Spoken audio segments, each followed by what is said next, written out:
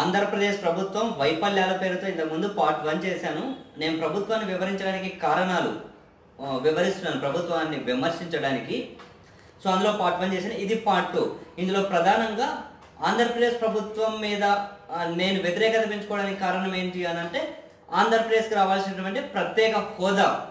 ఎందుకు అని అంటే, ఎప్పుడైతే ప్రత్యేక హోదా ఉద్యమం పూర్తిగా స్టార్ట్ అయ్యి రన్ అయ్యేటప్పుడు ఈ ప్రభుత్వమే ఆ కేంద్ర ప్రభుత్వంతో కలిసి దాన్ని అణచివేసే కుట్ర చేసి, సాక్షాత్తు ముఖ్యమంత్రి గారే ప్రత్యేక హోదా వస్తే ఏమొస్తుంది, అదేమైనా సంజీవన, వచ్చిన రాష్ట్రాలు ఎలా బాగుపడ్డాయి ఏంటి, నన్ను మీరు ఎడ్యుకేట్ చేయండి, నేను తెలుసుకుంటాను, నాకు ఎక్కువ తెలుసా మీకు ఎక్కువ తెలుసా అని చెప్పి తీవ్రంగా విరుచుకుపడ్డ ముఖ్యమంత్రి గారికి నాకు అనిపించింది, ఒక సాధారణ పౌరులం, ఆయన ఒక సామాన్యులైనటువంటి నాలాంటి వాళ్ళకే తెలుసు కదా.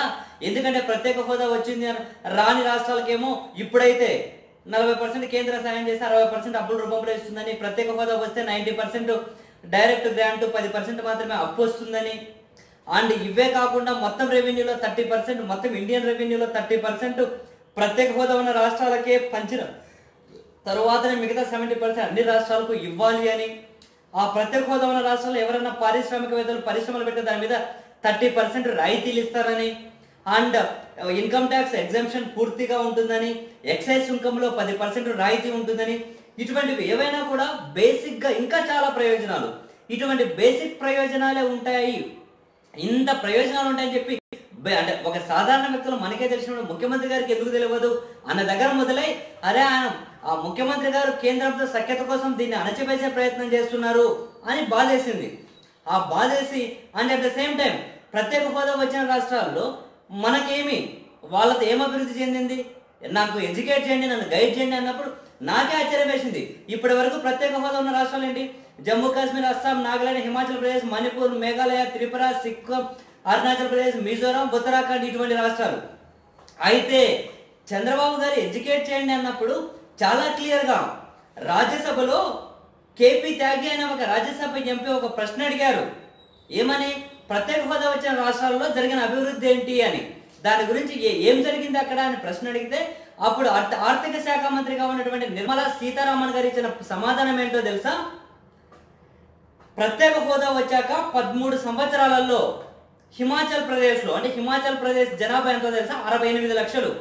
హిమాచల్ ప్రదేశ్లో 10,864 పరిశ్రమలు వచ్చాయి, 15,324 కోట్ల పెట్టుబడులతో 1,29,443 మందికి ఉద్యోగాలు వచ్చాయని చెప్పారు. అంటే 68 లక్షల జనాభాలో 1,30,000 ఉద్యోగాలు అంటే ఆ జనాభాలో ముసలోళ్ళు ఎందుకు, పిల్లోళ్ళు ఎందురు, యువకులు ఎందురు, అందులో గవర్నమెంట్ ఎంప్లాయీస్ వచ్చిన ఉద్యోగాలు ఎందుకు చూడండి. 68 లక్షల జనాభా ఉన్న దాని దగ్గర 10,864 పరిశ్రమలు. అలాగే 1 కోటి జనాభా ఉన్న ఉత్తరాఖండ్లో 30,224 పరిశ్రమలు వచ్చాయని, 35,343 కోట్ల పెట్టుబడులతో 2,45,573 మందికి ప్రత్యక్షంగా, note this points, direct jobs వచ్చాయని సాక్షాత్తు ఈ దేశ ఆర్థిక శాఖ మంత్రి హోదాలో నిర్మలా సీతారామన్ గారు రాజ్యసభకు ఇచ్చిన డీటెయిల్స్. ఇంకా మరీ ముఖ్యంగా అంటే ఇవి కొన్ని రెఫరెన్సెస్ మాత్రమే, కొన్ని ఎగ్జాంపుల్స్ మాత్రమే.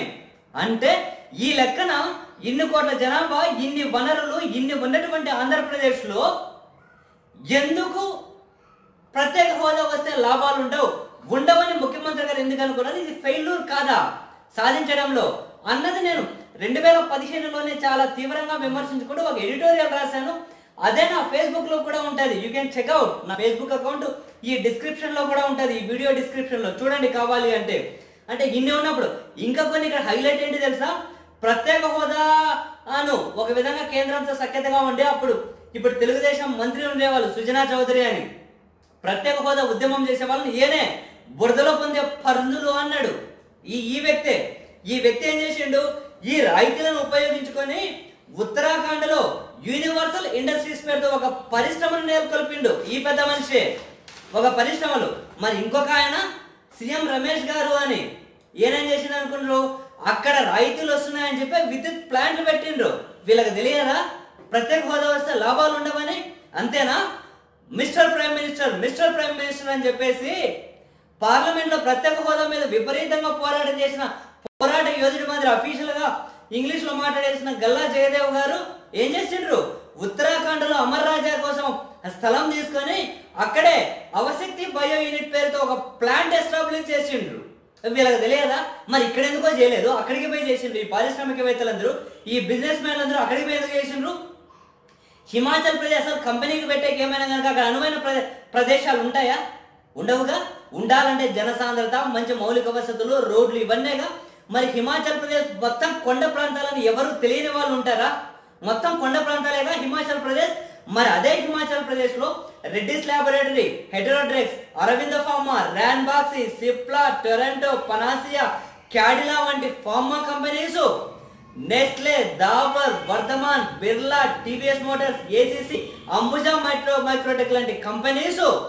అలాగే ఉత్తరాఖండ్ లో రోడ్లు కూడా సరిగ్గా ఉండవు, రాకపోకలు కూడా సరిగ్గా ఉండవు.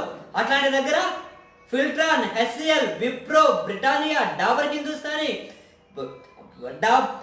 మహీంద్రా అండ్ మహీంద్రా, టాటా మోటార్స్ వీళ్ళందరూ కంపెనీలు పెట్టలేదా?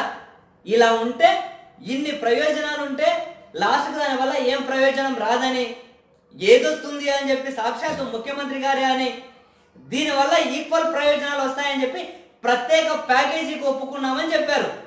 అరే అక్కడ కూడా అరే ఈ ప్రయోజనాలు అనేవి లైఫ్ లాంగ్ వచ్చే ప్రయోజనాలు కదా, ఈ లైఫ్ లాంగ్ వచ్చే ప్రయోజనాలని ఒక స్పెసిఫిక్ అమౌంట్ తోటి ముఖ్యమంత్రి గారు ఎలా క్యాలిక్యులేట్ చేయగలరు అన్న డౌట్ నాకు వచ్చింది. వచ్చి అప్పుడు ఎవరైతే చీఫ్ సెక్రటరీగా పనిచేశారో అజయ్ కల్లాం గారు, నేను తన ఇంటర్వ్యూలో ఇదే క్వశ్చన్ అడిగాను, సార్ అసలు ఎంత పని ఒప్పుకున్నారు, దీనివల్ల వచ్చే ప్రయోజనాలు ఏంటి, ఆ ప్యాకేజ్ ఏంటి సార్ అని. తను చెప్పారు క్లియర్గా. అప్పుడు నేనే క్యాలిక్యులేట్ చేసి పంపించాను. పంపిన ప్రయోజనాలు ఏంటో తెలుసా? 15,000 కోట్ల రూపాయలు.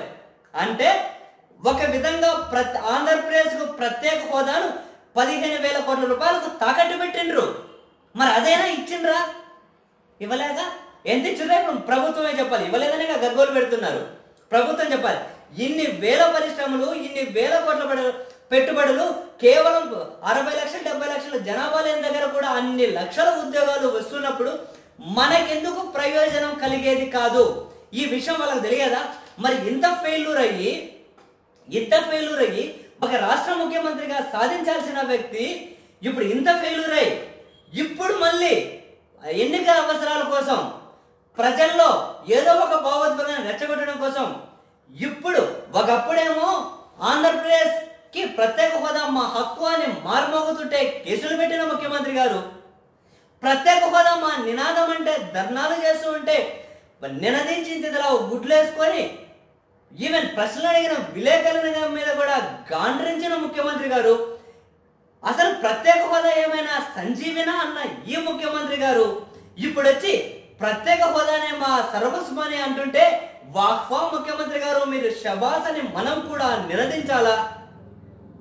అంతేనా?